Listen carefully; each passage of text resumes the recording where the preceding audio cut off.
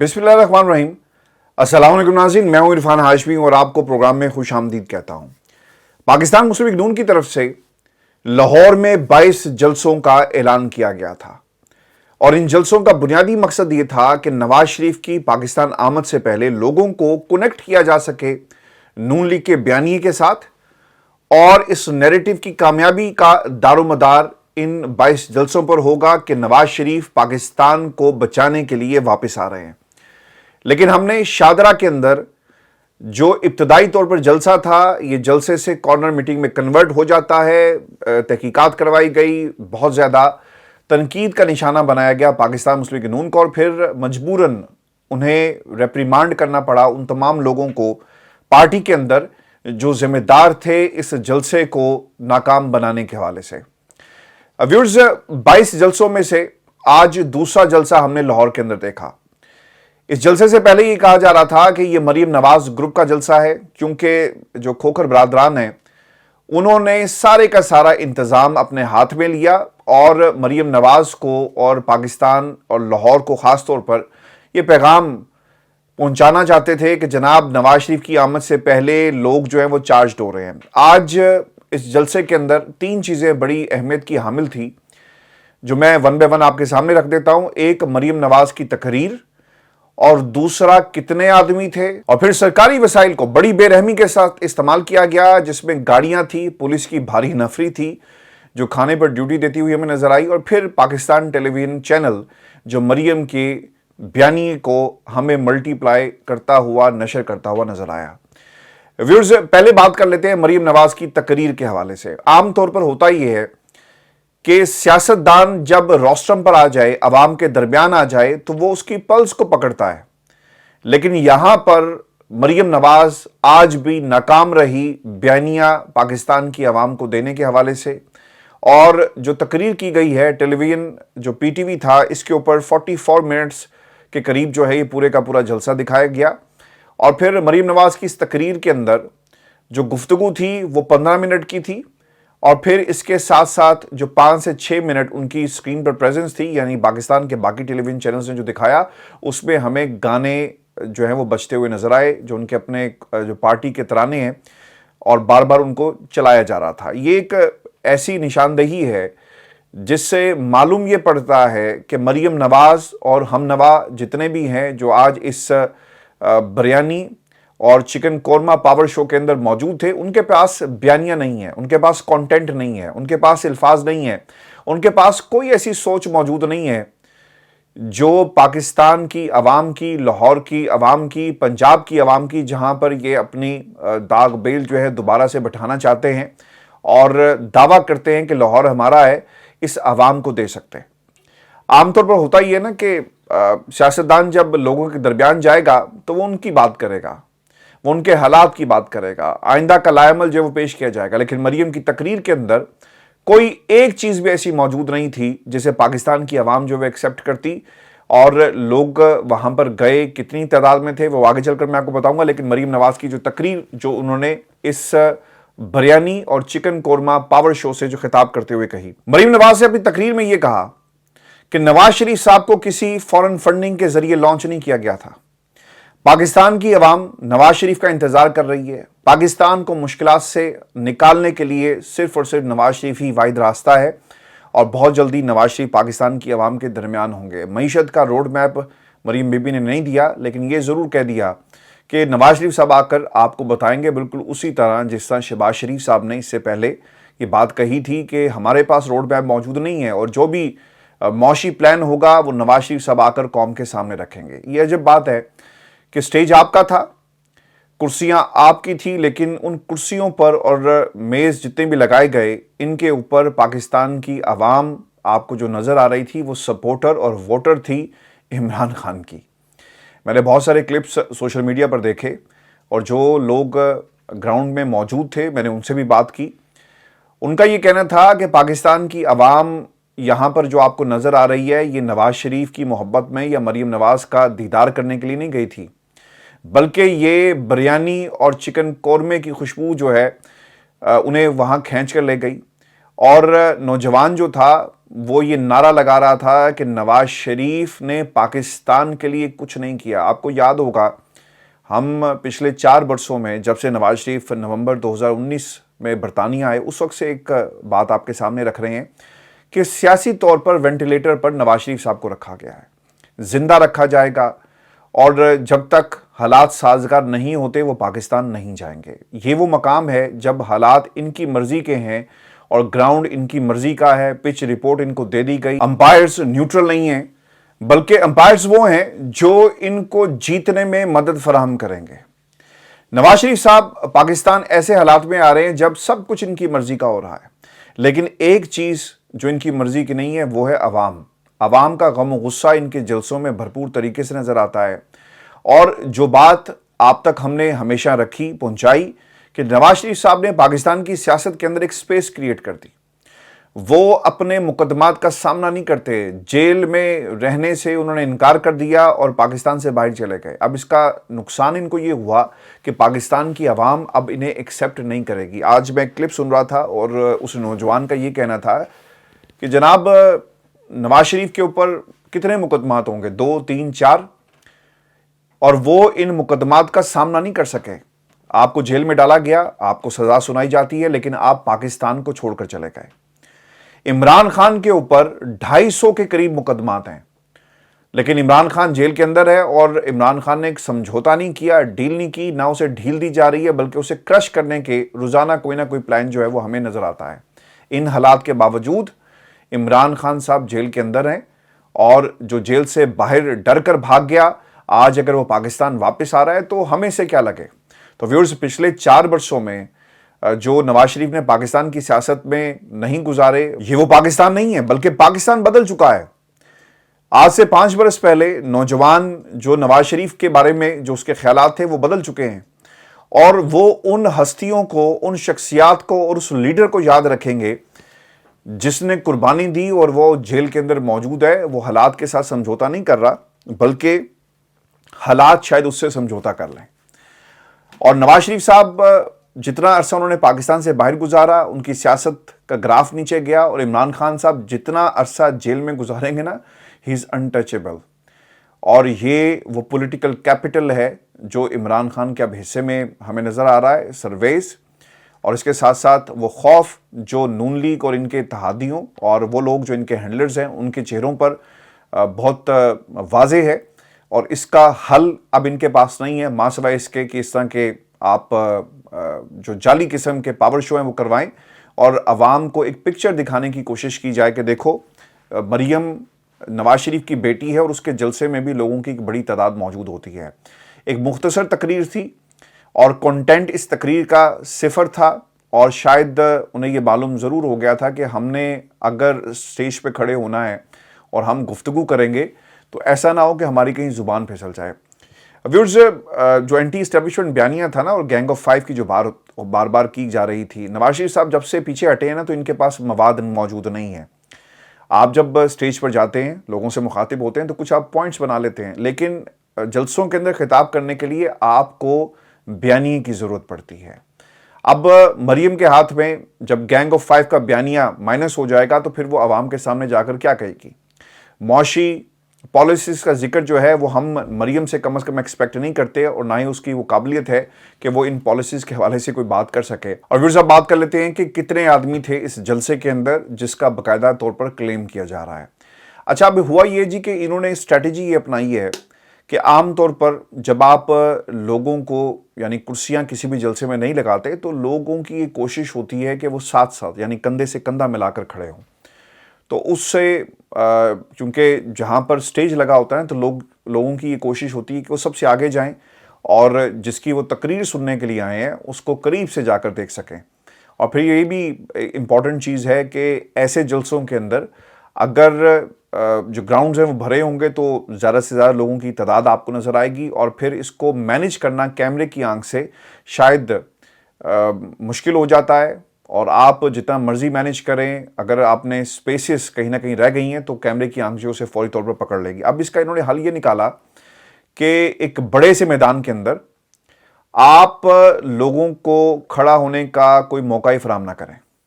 اور آپ نے کیا کیا, آپ نے پورے کے پورے پنڈال کے اندر ٹیبلز لگا دیے. اور جس طرح شادی ہال کے اندر ٹیبلز لگتے ہیں نا جی, بالکل اسی طرح یہ ٹیبلز لگائے گئے. راؤنڈ ٹیبلز کا باقاعدہ انتظام کیا گیا اور ہر ٹیبل کے اوپر 5 سے 7 کرسیاں جو ہیں وہ لگائی گئی. اور مقصد یہ تھا کہ جب ڈرون شاٹ لیا جائے گا تو حد نظر آپ کو سفید چادریں اور ٹیبل اور لوگ نظر آئیں گے, اور ایسا ایک امیج آئے گا کہ لوگوں کی ایک بہت بڑی تعداد جلسے میں موجود تھی. اب آ جاتے ہیں جی کہ کتنے آدمی تھے. عمر دراز جو وہاں پر موجود تھے, اے بی این کے بیورو چیف ہیں. عمر دراز نے جب اپنی صحافت کا آغاز کیا دنیا ٹیلی ویژن میں کچھ برس پہلے, یہ بات ہے تقریباً جی 2016 کی, 15-16 کی, تو مجھے اچھی طرح یاد ہے کہ عمر دراز for the very first time دنیا ٹی وی میں ان کا لائن اسائنمنٹ ایڈیٹر تھا, اور میں عمر کو اور ان کے ساتھ 2-3 اور بھی رپورٹرز تھے جو اس وقت بہت اچھا کام کر رہے ہیں. ان کو چیزیں جو سٹوریز ہیں وہ اسائن کیا کرتا تھا, اور پھر اس کے بعد اس کا فیڈ بیک اور اس کو بنانا, یہ ساری جو ہے وہ میری ذمہ داری تھی. تو عمر نے بہت کلوزلی میرے ساتھ کام کیا. آج اتفاق سے اس کا ایک کلپ میرے پاس آیا جس میں وہ کھانوں کی بات کر رہا تھا, اس کے ساتھ ساتھ جس قسم کے انتظامات کیے گئے. تو میں نے پھر اس کو فون کیا اور میں نے عمر سے پوچھا کہ عمر اس وقت گراؤنڈ کی پوزیشن کیا ہے, کتنے آپ کو بندے جو ہیں وہ نظر آ رہے ہوں گے, اور کیا واقعی یہ کوئی بہت بڑا میدان ہے, اور کیا ہزاروں لاکھوں کی تعداد میں جو لوگ وہاں پر موجود ہیں. تو اس پر اس نے ہنستے ہوئے کہا کہ سر ایسی تو بات ہمیں یہاں پہ کوئی نظر نہیں آئی, لیکن میں آپ کو بتا دیتا ہوں کہ 20,000 کرسیوں کا کلیم کیا گیا تھا, لیکن 20,000 کرسیاں لگائی نہیں گئی. پھر اس نے مجھے یہ بھی بات بتائی کہ جو ہم نے ٹیبل کاؤنٹ کی ہیں تو یہ تقریباً 970-980 کے قریب ٹیبلز ہیں. تو میں نے کہا چلیں ہم ایسا کرتے ہیں کہ 1,000 ٹیبل, اس کو اگر ہم کہیں کہ 1,000 ٹیبلز لگائے گئے تو پھر کرسیاں کتنی لگائی گئی ہیں. تو اس نے کہا جی کہ اگر آپ ہر ٹیبل کے اوپر ایک ایوریج نکالیں, چونکہ ہر ٹیبل پر زیادہ تعداد میں لوگ نہیں بیٹھے ہو, یعنی ٹیبلز پوری نہیں ہیں, 5 سے 7 کی آپ ایوریج بھی لگا لینا, تو تب بھی 5 سے 6,000 بندہ اس وقت ہمیں پنڈال کے اندر نظر آ رہا ہے. لیکن دوسری طرف سے کلیم یہ کیا گیا جی کہ تقریباً کوئی 20,000 سے زائد لوگ جو ہیں وہ پنڈال کے اندر موجود تھے. لیکن یہ کوئی معیار نہیں ہے. آپ کو یہ بھی یاد رکھنا چاہیے کہ یہ وہ علاقہ ہے جو لاہور کی ایک انٹرنس ہے, اور اس کے ارد گرد وہ لوگ موجود ہیں جو بھوک سے ستائے ہوئے ہیں, غریب لوگ رہتے ہیں جی. اور ایک آپ کو وہاں پر گاؤں اور دیہات کا جو ہے وہ ماحول نظر آئے گا. تو یہ وہ علاقے ہیں جہاں پر لوگوں کے بل پورے نہیں ہو رہے, لوگ دھاڑی باز ہیں, یعنی دھاڑی دار ہیں, دھاڑی لگاتے ہیں, اور دھاڑی باز دھاڑی دار ہیں, اور ڈیلی ویجرز ہیں. کمائیں گے تو وہ اسی دن وہ کھائیں گے. اور یہی اس پورے علاقے کی جہاں پر یہ جلسہ ہوا, یہ ایک گھر گھر کی یہی کہانی ہے. تو لوگوں نے کہا کہ اچھا مریم کا جلسہ ہو رہا ہے, تو نو بڈی کیئرس کہ یہ مریم کا جلسہ ہے. کھوکھروں کا وہاں پہ انفلوئنس ضرور ہے, لیکن لوگوں کو جو چیز لے کر گئی نا وہ تھا کھانا. اور لوگوں نے کہا کہ اچھا یار چلو تقریر ہم سن لیں گے, اس کے بعد کھانا بھی تو ملے گا نا, تو ہم کھانا بیٹھ کر کھائیں گے, اور آج رات کا کھانا جو ہے گھر میں نہیں پکے گا, وہ مریم کے جلسے میں جا کر ہم اسے وہیں پہ کھائیں گے. تو یہ وہ ایک ایلیمنٹ تھا جسے باقاعدہ طور پر استعمال کیا گیا. اب بتایا یہ بھی جاتا ہے, جو میری عمر سے بات ہوئی, کہ وہاں پر مریم کی تقریر کے بعد بھی لوگ بیٹھے ہوئے تھے. یعنی مریم آئی, 15-20 منٹ خطاب کیا اور چلی گئی, لیکن لوگ کھانا کھا کر تسلی کے ساتھ انہوں نے ٹیبلز کے اوپر جو تقسیم کیا گیا اس کے اوپر بھی ہاتھ صاف کیا, کھانا بھی کھایا اور پھر گئے. پھر ایک کچھ ویژول سامنے آئے جب یہ کھانا تیار ہو رہا تھا نا جی, اس وقت ایک ٹریکٹر کی ویڈیو نا اس سوشل میڈیا پر وائرل ہے, جس کی نمبر پلیٹ کے اوپر باقاعدہ کپڑا ڈالا گیا, یعنی سرکاری وسائل استعمال کیے جا رہے ہیں. اور پھر ہم نے یہ بھی دیکھا کہ جو گاڑی جہاں سے کھانا تقسیم ہو رہا ہے وہاں پر کچھ پولیس والے لاٹھی چارج کرتے ہوئے بھی ہمیں نظر آتے ہیں. تو کوئی یہ ضرور نگرانوں سے پوچھے کہ مریم کے جلسے میں پولیس بھی پہنچتی ہے, پروٹوکول بھی دیا جاتا ہے, یہ کس بنیاد پر کیا جا رہا ہے؟ کیا کوئی اجازت نامہ کہیں پر موجود ہے؟ اور اگر اجازت نامہ ان کے لیے بنانا کوئی مشکل کام نہیں ہے, پرانی ڈیٹس کے اندر نکال کر دکھا دیں گے, کوئی کلیم کرے گا. لیکن یہ صرف اور صرف تحریک انصاف کے خلاف پابندی ہے. اور جس طرح سے جو ریکویسٹ کی گئی تھی کہ گول چکر جو لبرٹی کا ہے وہاں پر جلسے کی اجازت دی جائے, تو یہ پاکستان مسلم لیگ نون کو اگر یہ اجازت کا معاملہ ہوتا تو انہوں نے پوچھنا بھی نہیں تھا, اور ساری کی ساری ریاستی مشیری ان کے ساتھ لگا دی جاتی. لیکن تحریک انصاف کے نہ جلسے کو دکھایا جا رہا ہے, نہ ہی کسی پریس کانفرنس کو دکھایا جاتا ہے. اور بلکہ اب تو کوئی ٹیلی ویژن پروگرام کے اوپر کسی بھی اگر آپ نے تحریک انصاف کے لیڈر کو لینا ہو تو اس کو بھی لانے کی اجازت جو ہے دکھانے کی اجازت نہیں ہے. اس کی ایگزامپلز ہمارے سامنے ہیں. پی ٹی وی نے پوری کی پوری تقریر مریم نواز کی اسے لائیو دکھایا, اور کوئی یہ پوچھے کہ مریم کی تقریر میں ایسا کیا تھا اور کس کے کہنے پر یہ سب کچھ ہوا. آج میں سولنگی صاحب کو یہ سن رہا تھا جو آپ کے وزیر اطلاعات ہیں, نگران, انہوں نے ایک جملہ یہ کہا کہ نواز شریف قانون کے مطابق پاکستان سے باہر گئے تھے اور قانون کے مطابق وہ پاکستان سے واپس آ رہے ہیں. تو یہ قانون کی کس کتاب میں لکھا ہوا ہے کہ ایک مجرم عدالت کی اجازت سے 4 ہفتے کے لیے جاتا ہے, اور اس فیصلے میں کہاں لکھا ہوا ہے کہ 4 ہفتے 4 سال میں کنورٹ اگر میاں صاحب کرنا چاہیں تو وہ کر سکتے ہیں؟ کہاں لکھا ہوا ہے کہ وہ پاکستان واپس آئیں گے یا پاکستان سے باہر بیٹھ کر سیاست کریں گے؟ کہاں لکھا ہوا تھا اس فیصلے میں کہ میاں صاحب آپ کا جب دل کرے آپ واپس آئیں, اور لندن کے حسن نواز کے دفتر کو جو ہے وہ آپ پارٹی سیکریٹریٹ میں کنورٹ کر سکتے ہیں, وہاں پر بیٹھ کر سیاست کریں, وہاں پر بیٹھ کر آرمی چیف ملک کا کون ہوگا اس کا فیصلہ کریں, کابینہ کو بلائیں. کیا علی یہ جو آپ کے باقر علی نچوی صاحب ہیں, کیا انہوں نے, اور ایک وہ صاحب جو ریٹائر ہو گئے, انہوں نے اپنے فیصلے میں یہ لکھا تھا؟ نہیں لکھا تھا. یہ جو صاحب ہیں نا جی, سولنگی صاحب وزیر اطلاعات آپ کے, انہوں نے ہمیشہ سے ایک خاص گھر کی نگرانی کی ہے, اور حیرانگی کی بات ہے کہ ماضی میں یہ بہت زیادہ اینٹی اسٹیبلشمنٹ بیانیاں دیتے رہے, لیکن آج یہ سارے کے سارے پاکستان کی اسٹیبلشمنٹ کو قربان ہو گئے. اور نواز شریف صاحب کے حق میں بیان دینا یا نواز شریف کی بات کرنا ایک فطری سی چیز ہے,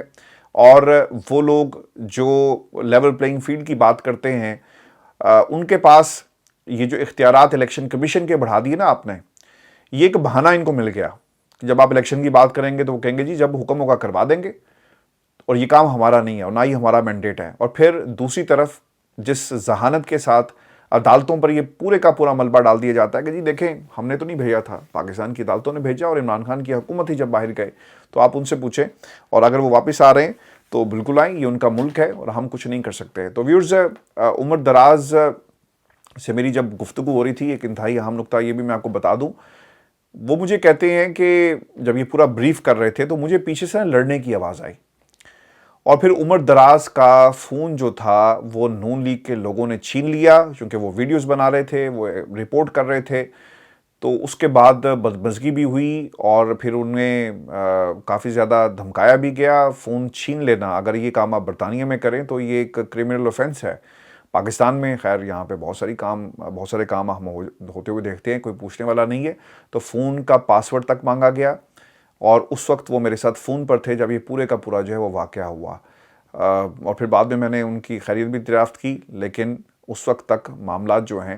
وہ نون لیگ کے لوگوں نے ان کو دھکے بھی دیے, ان کے ساتھ جو کچھ وہ کر سکتے تھے وہ سب کچھ کیا, لیکن بعد میں معاملہ جو رفع دفع ہو گیا. اب اس کے اوپر کوئی ایکشن لے گا,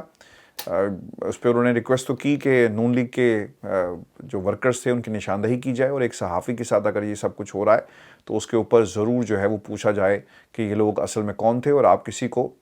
میڈیا کی کوریج سے کس طرح روک سکتے ہیں. اچھا, پھر جو مریم کی تقریر تھی نا, اس میں آٹا, چینی اور باقی چیزوں کی بھی بات کی گئی, یعنی کوئی ایسی نئی چیز نہیں تھی جس کے اوپر ہم کمنٹ کر سکیں. لیکن ایک بات جو بلاول خرم دستگیر صاحب نے کی ہے نا, کہ نواز شریف صاحب کا جو اس طرح کا استقبال ہونا چاہیے تھا, ویسے ہی نون لیگ جو ہے وہ تیاریاں کرنے میں بالکل بھی ناکام رہی ہے. اور پھر خرم دستگیر صاحب وہی بات کر رہے ہیں جو عمران خان صاحب کرتے ہیں کہ حقیقی آزادی کے لیے آپ کو نکلنا پڑے گا, گھر میں بیٹھ کر آپ کو آزادی نہیں ملے گی. اب خرم دستگیر صاحب نے کیا کہا, وہ یہ کہتے ہیں کہ گھر بیٹھے آزادی نہیں ملتی, حالات ٹھیک نہیں ہوتے, 21 اکتوبر کو باہر نکلنا ہوگا. اچھا, ہو اب یہ رہا ہے کہ نون لیگ کے اندر یہ جو دھڑے بازی ہے نا, اس کا نقصان نہ سارے کا سارا نواز شریف صاحب کو ہو جائے گا. اور اس جلسے کے اندر مریم نے شہباز شریف کا ذکر نہیں کیا, نہ وہ نظر آئے, حمزہ نظر نہیں آئے, ان کی تقریریں نہیں ہوئی, خرم دستگیر صاحب نہیں آئے, اور ایسا لگ رہا تھا کہ مریم اپنی الگ سے نا کوئی ایک فرینچائز اسے کہنا چاہیے نون لیگ کی, اس کی ایکسٹینشن بنانا چاہتی ہیں, اور شاید رانا مشہود کی موجودگی میں, خواجہ سعد رفیق کی موجودگی میں, شاہد خاقان عباسی کی موجودگی میں, حمزہ اور شہباز شریف کی موجودگی میں شاید یہ اتنا آسان نہیں ہوگا, کیونکہ شہباز شریف گروپ یہ سمجھتا ہے کہ لاہور ان کا ہے, اور نواز شریف صاحب جب سے ان کو چھوڑ کر گئے, یعنی پاکستان کو چھوڑ کر گئے, تو اب حالات جو ہیں وہ بدل گئے ہیں. اب اس کا فرق نہ صرف نون لیگ کے ووٹ بینک پر پڑ رہا ہے, بلکہ ان کی جو اندرونی سیاست ہے वहाँ पर भी हमें एक वाज़ेह फ़र्क जो है वो नज़र आ रहा है। खुर्रम दस्तगीर साहब के इस तरह से तरले मिन्नतें करना ये एक वाज़ेह दलील है कि नून लीग को एक खौफ है कि 21 अक्टूबर को जब नवाज शरीफ साहब लैंड करेंगे तो अगर हम लोग निकालने में नाकाम रहे तो ये नवाज शरीफ की सियासत हमेशा के लिए ख़त्म हो जाएगी। मैं आपको एक बात ये भी बता दूं, नून लीग के अंदर एक धड़ा यकीनन इस हवाले से ज़रूर काम करेगा। नवाज शरीफ की आमद के मौके पर अगर उनका इस्तकबाल वैसा नहीं हुआ जैसा कि उन्होंने ख्वाहिश का इजहार किया है और वैसा कुछ हमें नज़र नहीं आया, तो इसका इम्पैक्ट उनकी सियासत पर पड़ेगा। और पाकिस्तान की आवाम ने उन्हें किस तरह से रिसीव किया, 400 थे, 4 लाख थे, 4000 थे, इसका फ़ैसला जो है उस दिन होगा। और नवाज शरीफ की सियासत जो है वो किस तरफ जाएगी, अगर लोगों ने नवाज शरीफ को एक सेफ पैसेज देना है, क्या बात यहीं तक रहेगी? नवाज शरीफ का वाकई वालिहाना इस्तकबाल करना है, क्या एक कदम आगे जाकर इन्हें सपोर्ट किया जाएगा या फिर अदालतों से कि रहमो करम पर छोड़ दिया जाएगा? इसका फ़ैसला 21 अक्टूबर को होगा। इसलिए खुर्रम दस्तगीर साहब हों, राना सनाउल्लाह साहब हों, एहसन इकबाल साहब हों या शहबाज शरीफ की अदम मौजूदगी और हमजा शहबाज का नवाज शरीफ के बारे में सिर्फ एक हल्का सा स्टेटमेंट जारी कर देना कि खुशहाली नवाज शरीफ साहब के साथ आ रही है, ये तमाम बुनियादी सवाल हैं जो इस वक्त नून लीग के अंदर से भी पूछे जा रहे हैं कि मियाँ साहब आएंगे तो क्या होगा, क्या हालात ठीक होंगे या नहीं होंगे, और नवाज शरीफ साहब को हमने किस किस्म का इस्तकबाल जो है उनका करना है। इसके ऊपर पार्टी में बहुत ही ज़बरदस्त किस्म के रिफ्ट जो है वो आज के इसके जलसे के बाद जो है वो हमें नज़र आ रही है। व्यूअर्स, ये आज का हमारा शो था। अपना कमेंट ज़रूर भेजिएगा, चैनल को सब्सक्राइब करना मत भूलें। इजाज़त दीजिए, अल्लाह ने के बाद।